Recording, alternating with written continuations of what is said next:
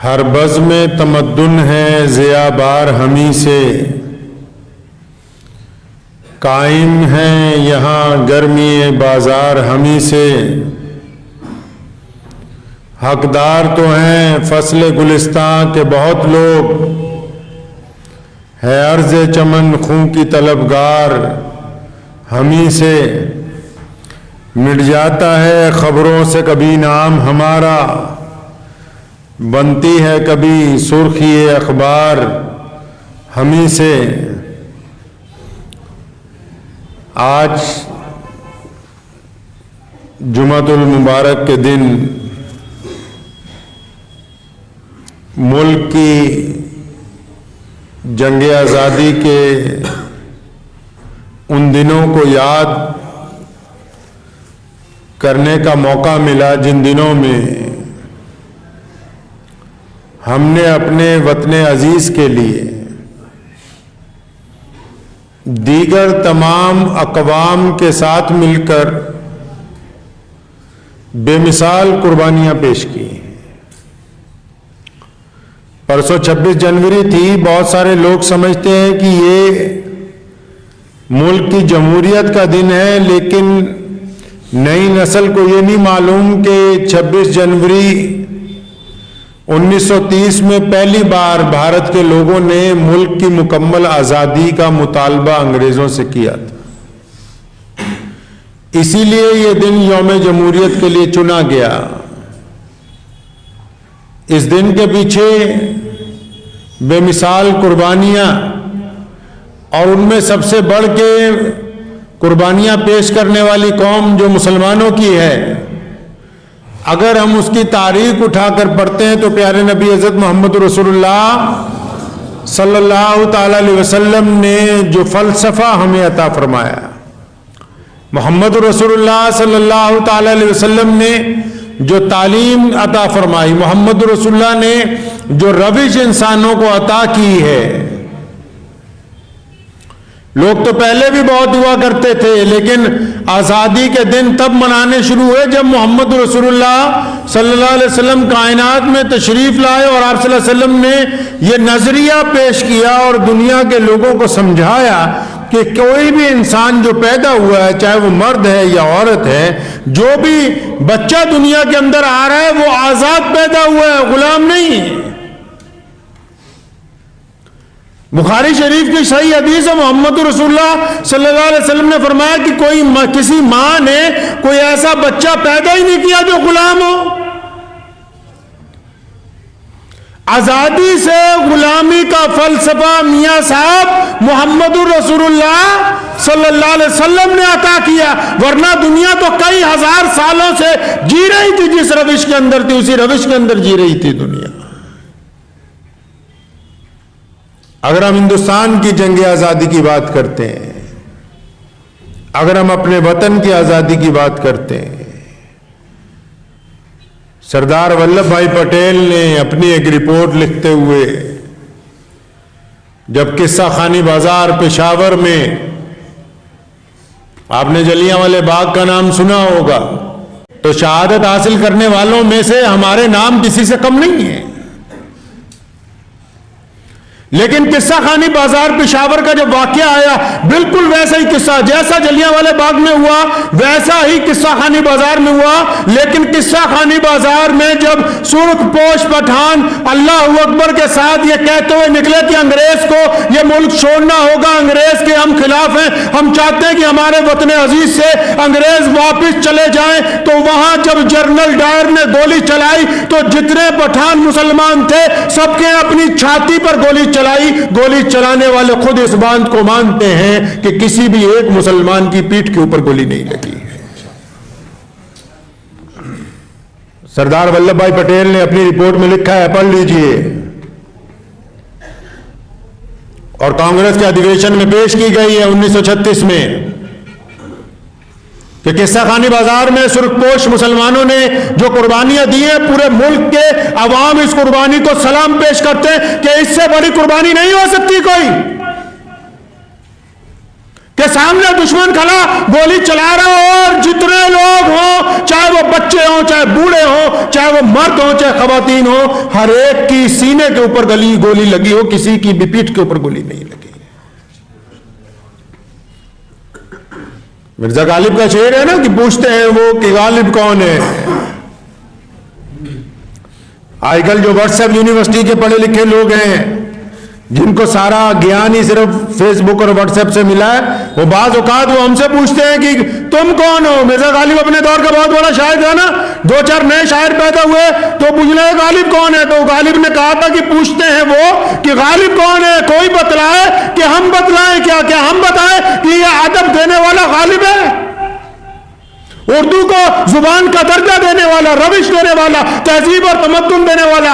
ऐसे इसी बात को मौलाना अजीजुर रहमान लुधियानवी ने मुल्क के जंग आजादी में मुसलमानों की तारीख लिखते हुए कहा कि पूछते हैं वो कि गालिब कौन है। वो उनसे पूछते हैं जिन्होंने जलियांवाले बाग में अपनी कुर्बानी पेश की है सैफुद्दीन पिचलू बन के। वो उनसे पूछते हैं जिन्होंने किस्सा खानी बाजार में अपनी छाती पे गोलियां चलाई। वो उनसे पूछते हैं कि काले पानी की कैद आज भी जिनकी गवाही देती है कि सबसे ज्यादा सजाएं इनने खाती हैं। वो उनसे पूछते हैं जिन्होंने लाल किले की दीवारों के ऊपर अपने खून के साथ परचम को लहराया। वो फिर उनसे पूछते हैं कि गालिब कौन है। कुर्बानी देनी पड़ती है मुल्क को, कौमों को जिंदा करने के लिए। चमचागिरियां जो आज करते हैं, ऐसे चमचे अंग्रेज के दौर में भी थे। जैसे आज कुछ लोग टोटी बने हुए हैं, ऐसे उस दौर में भी टोटी हुआ करते थे,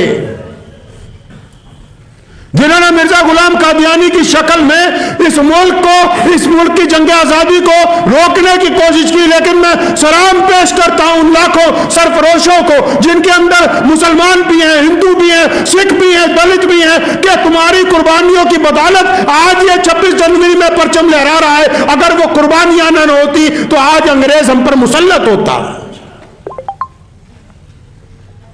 और कौमें वो जिंदा रहती हैं जो अपने शोहदा को याद रखती हैं।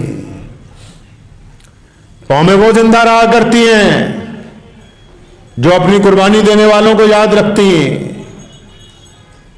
वो कौमें जिंदा नहीं रहती जो बड़ी बड़ी इमारतें बनाती हैं। उन कौमों का कभी नाम नहीं होता जिनके पास बड़े बड़े मीनार बन जाए, बड़े बड़ी इमारतें बन जाए। कौमें वो जिंदा है जिनका मकसद मौजूद है, मुल्क वो जिंदा है जिनका मकसद मौजूद है। हमारे बुजुर्गों ने जिस अंदाज से मुल्क की जंग आजादी के अंदर कुर्बानियां दी, इसी लुधियाना में सन 1935 में जब जनरल एडवायर जो पंजाब का गवर्नर था, एडवायर ने जब लुधियाना के असगर हॉल में जो म्यूनिसिपल कमेटी के अंदर बना हुआ था, वहां एडवायर ने आना था, तो मौलाना हबीबुर रहमान लुधियानवी रहमतुल्लाह अलैह ने कहा कि यह कैसे मुमकिन हो सकता है कि हम जिस शहर में रहते हो, जिस शहर को हमने मुल्क की आजादी के मतवालों से भर दिया हो, वहां अंग्रेजों का गवर्नर आके अपना दरबार लगाए।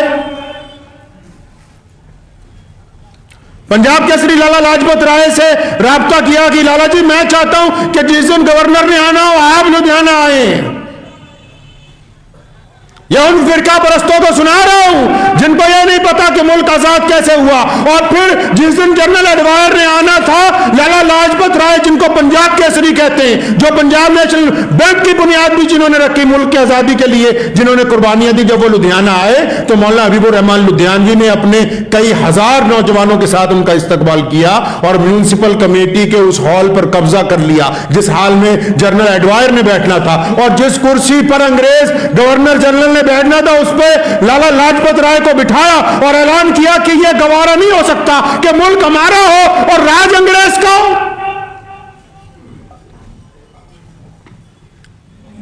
जब मौलाना हबीबुर रहमान लुधियानवी रहमतुल्लाह अलैह को पहली दफा गिरफ्तार किया गया तो विद्यासागर की अदालत में दर्जे अव्वल का जो मजिस्ट्रेट है, जो फर्स्ट क्लास मजिस्ट्रेट जिसको कहते हैं, जब उसने पेश किया तो उसने पूछा कि मौलाना साहब आप अपना जुर्म कबूल करते हैं? तो तारीखदानों ने वो लफ्ज लिखे हैं, वो लफ्ज तारीख में, इतिहास में महफूज किए गए। तो मौलाना हबीबुर रहमान लुधियानवी ने कहा था कि अंग्रेज जालिम है और अगर जालिम को जालिम कहना जुर्म है तो फिर हबीबुर रहमान अपना जुर्म कबूल करता है।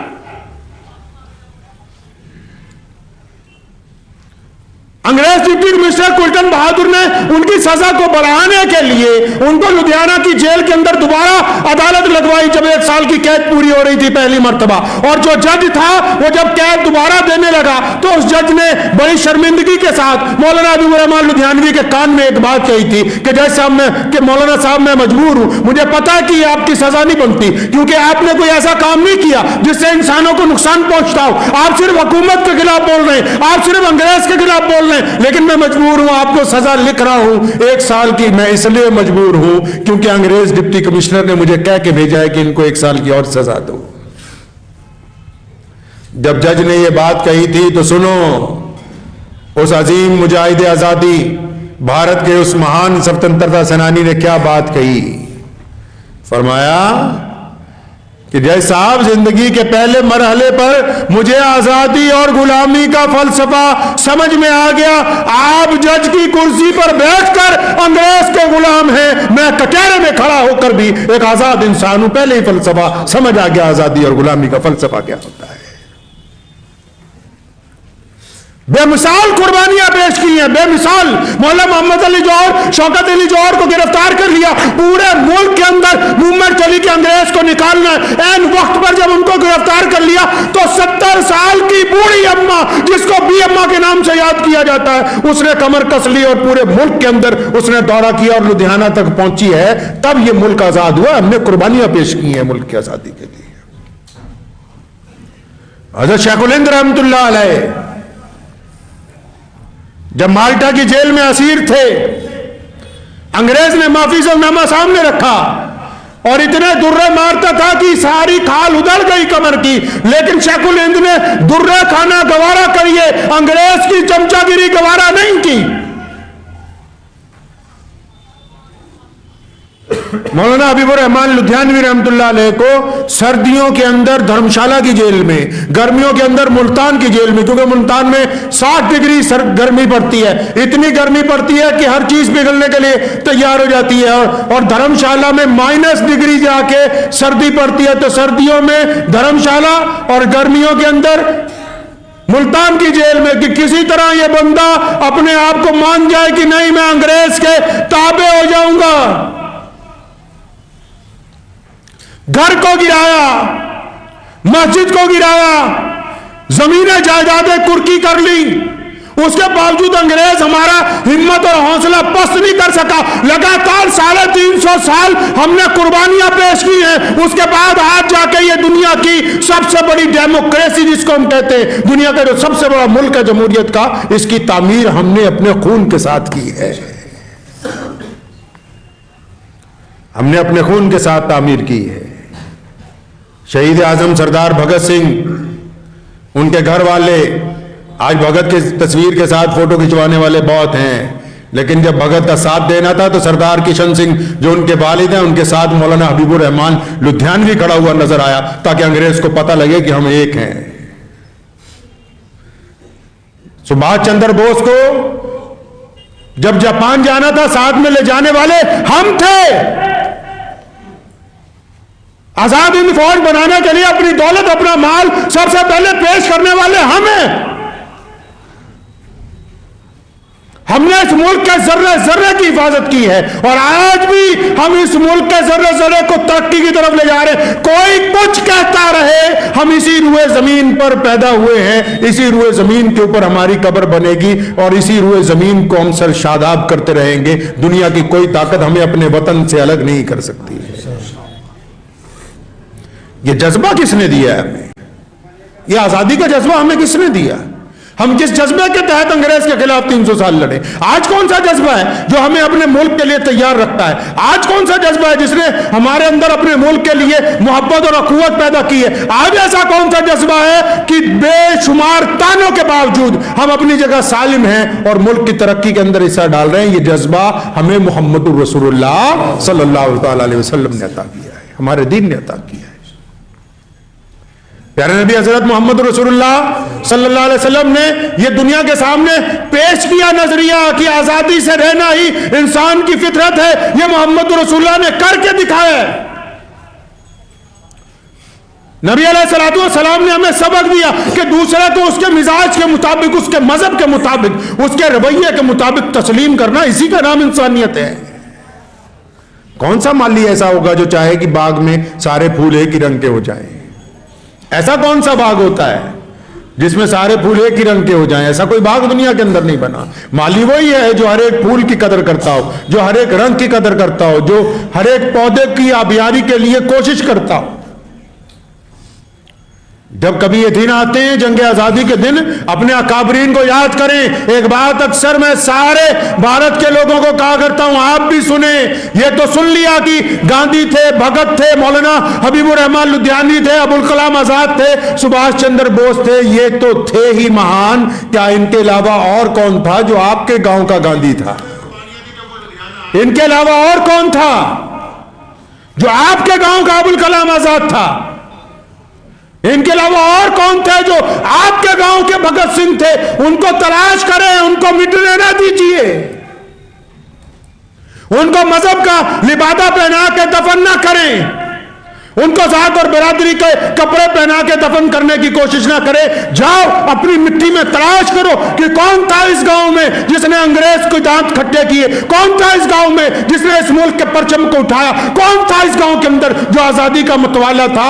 अपने शोहदा को, अपने देश के लिए कुर्बानी देने वालों को याद रखना आपका काम है।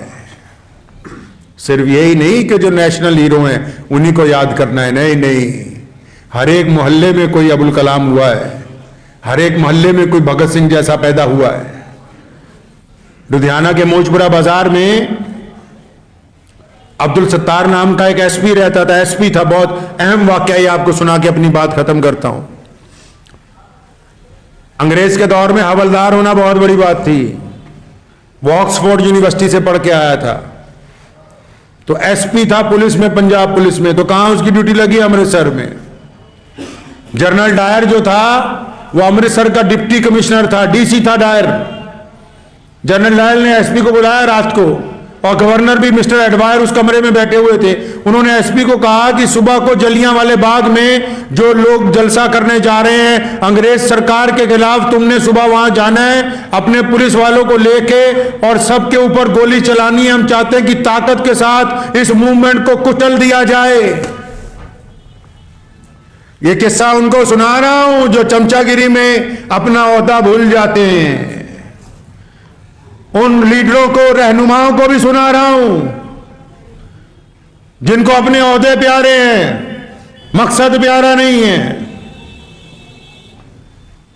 पढ़ लो, रिपोर्ट लिखी है एडवायर ने बकायदा। आप भी ये रिपोर्ट अमृतसर की अदालत में महफूज है, अदालत तक नहीं जा सकते तो आप जलियांवाले बाग की किताब उठा के पढ़ लें। अंग्रेज ने अपने रोजनामचे में इस किस्से को लिखा है, क्योंकि उसका कोर्ट मार्शल किया गया। उस एसपी को बुला के कहा कि सुबह को गोली तुमने चलानी है, कुर्बान जाऊं उस मां के बेटे के ऊपर। उसने एक बड़ी तारीखी बात कही, कहने लगा कान खोल के सुनो, मैं एक बहादुर आदमी हूं, मैंने मोहम्मद रसूलुल्लाह का कलमा पढ़ा है, मेरे हाथ में हथियार है, मैं इस फौज का मुलाजिम हूं, मैं तुम्हारे मातहत हूं, लेकिन मेरा मजहब यह कहता है मैं गोली उस पर चलाऊंगा जो मेरे सामने हथियार बंद होगा, जो मुझे मारना चाहेगा मैं उसके ऊपर गोली चलाऊंगा, मैं निहत्तों के ऊपर गोली नहीं चलाऊंगा। और फिर एसपी साहब को जब उन्होंने डांटा कि नहीं हर का कीमत पे ये काम करना होगा, तो एसपी ने अपनी पेटी उतार के उनके टेबल पे रख दी। उसने कहा कि ऐसी नौकरी से इस्तीफा दे सकता हूं, मैं अपने आप को फांसी चढ़ा सकता हूं, किसी मजलूम पर गोली नहीं चलाऊंगा। आप क्या समझते हैं मामूली किस्सा है? अगर डायर की जगह एक मुसलमान गोली चलाता तो आज हालात क्या होते पता है? हालात ये नहीं होते कि हिंदू मुसलमान से लड़ते, हालात ये होते कि वो मूवमेंट चलती नहीं। वो मूवमेंट इसलिए चली क्योंकि डायर ने गोली चलाई, और फिर पूरे देश में लोग भड़क गए कि देखो एक अंग्रेज ने इतने हिंदुस्तानियों को मार दिए एक वक्त के अंदर। अगर एक हिंदुस्तानी हिंदुस्तानियों पर गोली चलाता तो ये मूवमेंट चलती नहीं। और फिर आज के दौर में फिरका परस्तों को पता लगता तो जगह जगह पोस्टर लगाए जाते कि देखो एसपी अब्दुल रहमान ने जलियांवाले बाग के अंदर गोली चलाई थी, वो इतना बहादुर मां का बेटा था कि इस्तीफा दे के उस रात घर को वापस आ गया। अंग्रेज ने जबकि उसको कहा कि हम तुम्हें गोली मार देते अगर तुम ऑक्सफोर्ड यूनिवर्सिटी से पढ़ के ना आए होते, अगर तुम रानी के जानने पहचानने वालों में से ना होते, तो आज तुम्हें इस हुक्म अदूली की वजह से गोली मार दी जाती। ऐसा कोई जो इतनी बड़ी कुर्बानी मुल्क के लिए पेश कर दे। सन 1943 तक एसपी साहब जिंदा रहे लुधियाना के मोचपुरा बाजार में, और हर एक साल एसपी रैंक का एक आदमी उनकी पूरे साल की तनख्वाह और माफीनामा लेके आता था कि सर इस पर साइन करें, दोबारा सुपरिटेंडेंट ऑफ पुलिस लग जाए। अब सिर्फ माफी मांगनी है, तनख्वाह भी मिलेगी, कोठी भी मिलेगी, गाड़ी भी मिलेगी, बंगला भी होगा, और आप पुलिस का कप्तान भी दोबारा लग जाएंगे। उस मां के बेहतरीन जर्नैल बेटे ने कहा कि एक दफा जब मैंने अंग्रेज की नौकरी को लात मार दी, हमने जब एक दफा अंग्रेज को ठुकरा दिया, अब यह बात तय हो गई कि अगर यह कभी एसपी बनेगा तो आजाद हिंदुस्तान में बनेगा, गुलाम हिंदुस्तान में नहीं बनेगा।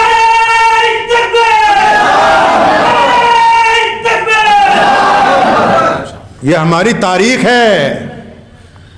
उलमा हज़रात को भी कहता हूं कि मसाजिद के मेंबर पे बैठ के नमाज रोजा हज के साथ जब जो वक्त आए वो मुसलमानों को और अपने देश के लोगों को बताएं कि हमने किया क्या है और हम चाहते क्या हैं, हमारी कुर्बानियां क्या है इस जमीन के लिए। हमने जर्रे जर्रे की हिफाजत के अंदर अपनी कुर्बानियां लामिसाल पेश की हैं। दिल्ली से लेकर मुरादाबाद तक और दिल्ली से लेकर पेशावर तक सड़क के दोनों किनारों पर जो दरख्त लगे थे उनमें से कोई एक दरख्त नहीं है जिसके साथ किसी आलिम दीन की लाश न लटकाई हो अंग्रेज ने, तब ये मुल्क आजाद हुआ है। तो जो लोग सिर्फ फर्ज मनसबी अदा कर रहे हैं कि बस नमाज ही पढ़नी है, जुमे को इकट्ठे हुए दुआ मांगी ये इधर वो उधर, तो फिर वो उनका फर्ज मनसबी भी अदा नहीं हुआ। अपने आप को धोखे में न रखें, इस्लाम को पहचाने कि मोहम्मद रसूलुल्लाह सल्लल्लाहु अलैहि वसल्लम हमसे क्या चाहते हैं, हमारे वतीरे से क्या चाहते हैं, लोग आपको कैसा देखना चाहते हैं, ये मोहम्मद रसूलुल्लाह ने बता दिया है।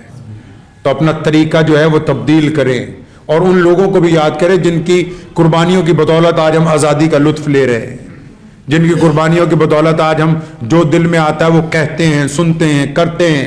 ये लामिसाल कुर्बानियां जिन लोगों ने दी हैं उनके लिए भी दुआ करें और उनको तलाश करें, उनका जिक्र करें ताकि उनका जिक्र जिंदा रहे, सलामत रहे, ताकि आने वाली नस्लें जो हैं वो फख्र से कह सकें कि हम इनकी औलादों में से हैं। दुआ कीजिए कि अल्लाह तबारक व तआला मुझे भी और आप सबको भी इन बातों पर अमल करने की तौफीक अता फरमाए।